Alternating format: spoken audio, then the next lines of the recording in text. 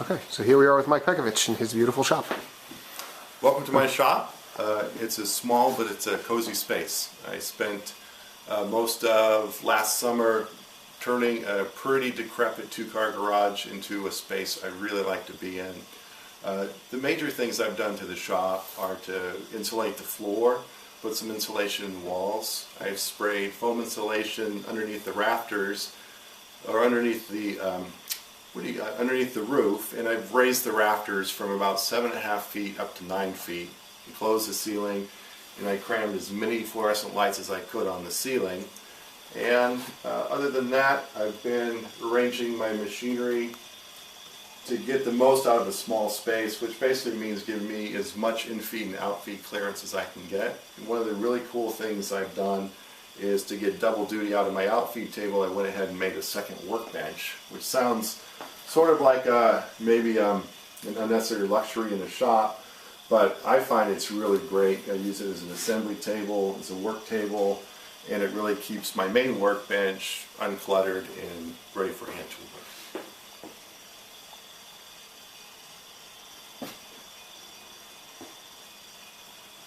All right, so what do you have along that back wall?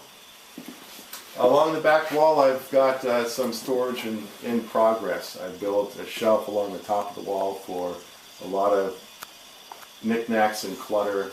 A really cool thing is I had a little prop left over from a magazine chute, which I built out for my routers and saw blades to finally get those all in one place. On the back wall, I've got a unit of drawers for tons of storage, and that constitutes my sharpening area. I have an old beat up Tormek which still does a good job, and a cool little spindle sander, a sharpening station for my pencils, which is basically a hand crank pencil sharpener, and my cordless tools. Got a pretty small but efficient assortment of clamps, some pipe clamps as well as some Bessie style clamps, and they pretty much handle just about everything I need. And then what's in the white cabinet? Let's see. In the white cabinet, I've got an assortment of water stones, diamond plates for lapping water stones. So the sharpening supplies go up there rather than in the bench below? Yes, and because I don't have a water supply out here, running water in the sink, my big old manly tub of handy wipes gets plenty of use. So basically all my clutter, all the wet, gunk, messy stuff for sharpening happens over here in this station, and it keeps it off of my workbench and keeps my workbench nice and dry. Can you talk about your tool cabinet? Yep, this tool cabinet came about. Basically, the problem with making a tool cabinet, especially if you don't have the tools yet, is you always say, how big do I make it? What tools do I try and fit it for? So I started out by laying all my tools down on my workbench as if the workbench were the back of the cabinet. And that helped me figure out the basic layout for all the tools. And the fun thing was trying to come up with interesting ways to solve the challenge of how do you hang up a spoke shave, how do you hang up saws. This is a really inefficient way to hang up a coping saw, which is pull all the chisels out of a chisel rack. Use that for your coping saw. So obviously there's some work that needs to be done. But I'm kind of growing out of it. One of my next projects is going to be to see what I can do about making a new tool cabinet. Okay. How about the bench? The bench is pretty small by bench standards. It's only about 60 inches wide. And because it's small, one of the neat things, both in terms of storage but in terms of weight, is building a drawer box to really weigh down the bench. I have a record front vise and end vise, and this is probably on my list to upgrade as well. I would love to sort of redo the top, maybe do a Lee Nielsen twin screw vise on the front, and I love the wagon style vise. I would love to have that for an end vise. I think that would be cool, but it's gotten a lot of service and there's no real reason to upgrade other than it'd be cool to make a new workbench. So.